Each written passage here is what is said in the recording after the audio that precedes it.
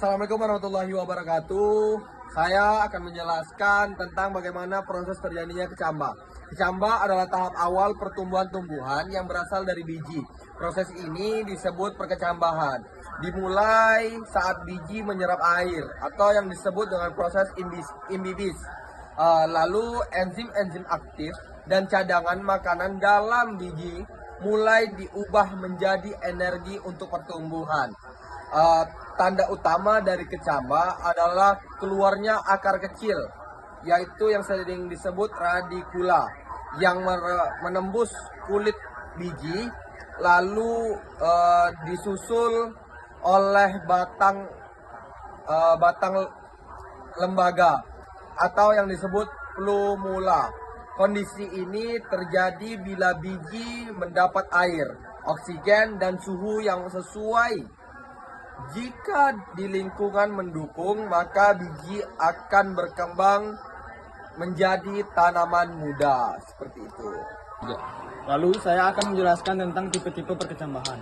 Ada dua tipe utama perkecambahan, yaitu 1. Perkecambahan epigal plumala atau calon daun, terdorong ke atas permukaan tanah karena hipokotil atau batang bawah memanjang. Contoh, kacang hijau. 2. Perkecambahan hipogail plumala, tetap berada di bawah tanah karena bagian epikotil batang atas yang memanjang. Contoh, jagung. Jadi, perbedaan utamanya adalah bagian mana dari batang yang tumbuh memanjang dan apakah kotiledon atau daun lembaga muncul ke permukaan tanah atau tidak. Terima kasih. Yang ketiga saya akan menjelaskan tentang pertumbuhan primer dan pertumbuhan sekunder. Pertumbuhan primer sendiri ialah pertumbuhan memanjang dari ujung akar dan batang karena aktivitas jaringan merixem apikal. Ini menyebabkan tanaman bertambah tinggi dan panjang yang terjadi pada semua tumbuhan. Sedangkan itu pertumbuhan sekunder adalah pertumbuhan ke samping atau membesar.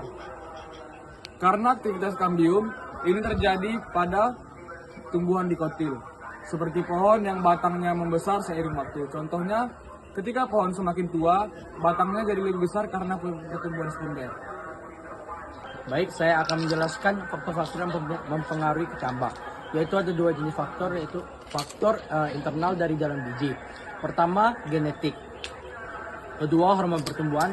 Dan ketiga, kondisi cadangan makanan di dalam biji. Faktor kedua itu faktor eksternal. Yang pertama yaitu air, dibutuhkan untuk mengaktifkan enzim. Kedua, suhu mengoptimalkan dan mendukung aktivitas enzim. Tiga adalah oksigen, diperlukan untuk respirasi sel. Keempat adalah cahaya. Beberapa biji butuh cahaya untuk tumbuh, sebagiannya lainnya tidak. Nah, jika semua faktor ini terpenuhi dengan baik, biji akan berhasil ditumbuh menjadi cabang yang sehat.